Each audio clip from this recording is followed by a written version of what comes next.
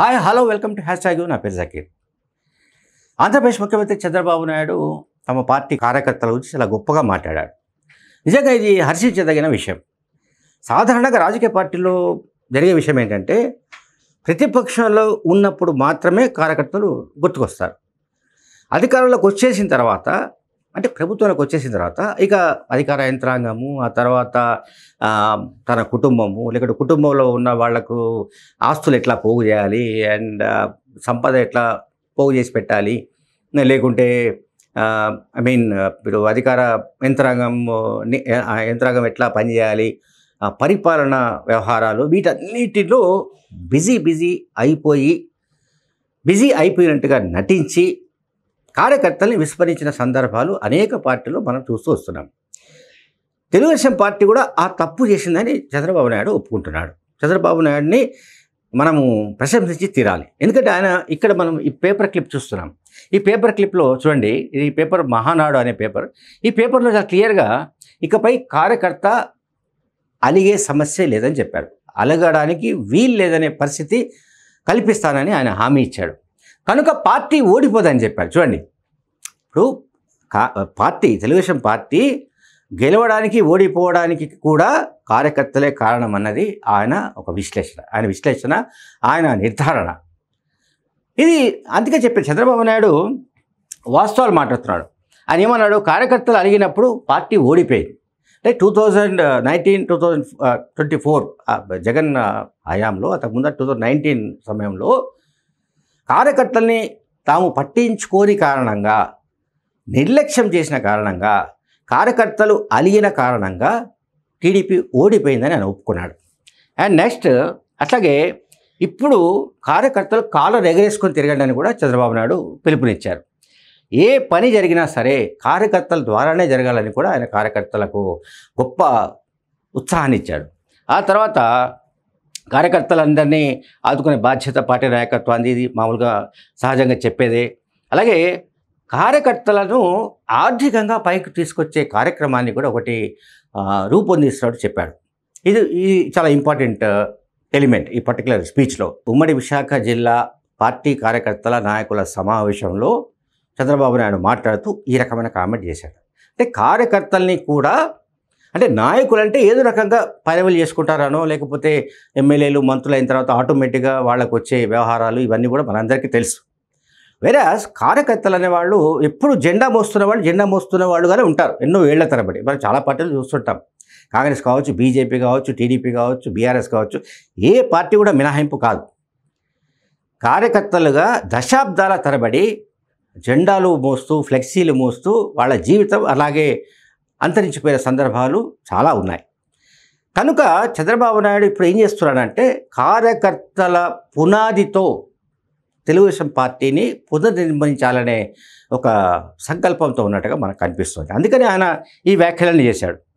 అట్లాగే పులివెందుల మార్కు రాజకీయం అంటే జగన్ ఎట్లా వ్యవహరించాడు ఏంటి అని చెప్పడానికి ప్రయత్నించాడు. పులివెందుల మార్కు రాజకీయాన్ని సహించేది లేదని చంద్రబాబు నాయుడు తేల్చి చెప్పాడు.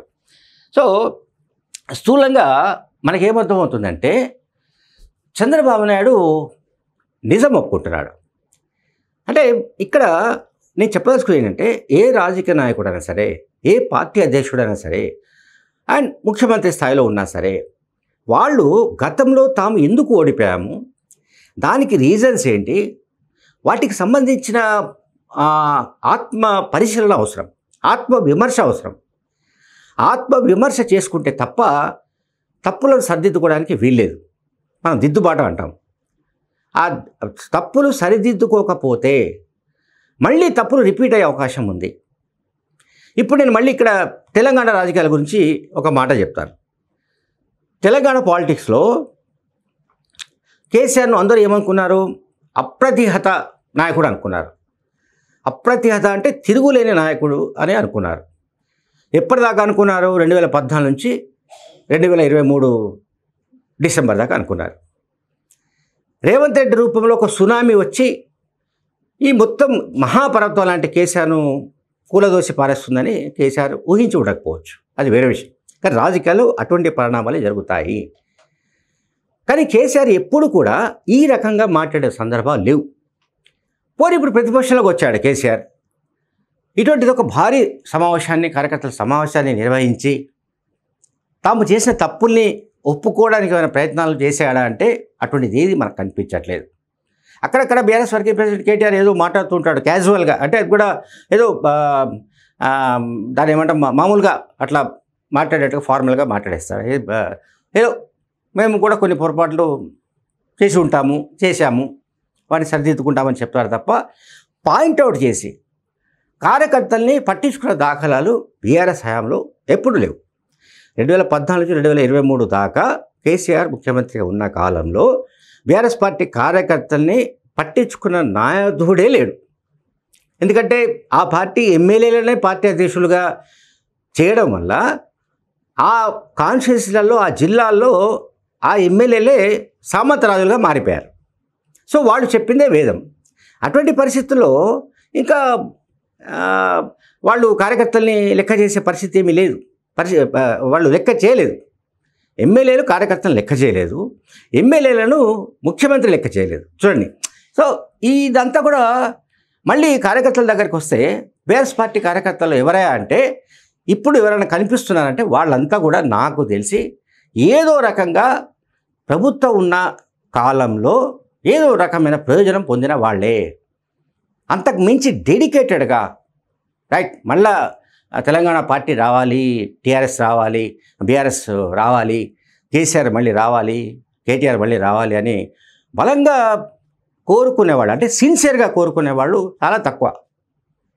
కనుక మీరు ఎప్పుడైనా సరే పార్టీ కార్యకర్తల్ని నిర్లక్ష్యం చేస్తే జరిగేదేమిటో చంద్రబాబు నాయుడు గారు స్వయంగా ఒప్పుకున్నారు. ఇక్కడ కేసీఆర్ మాత్రం ఒప్పుకోవడానికి సిద్ధంగా లేడు. Thank you very much.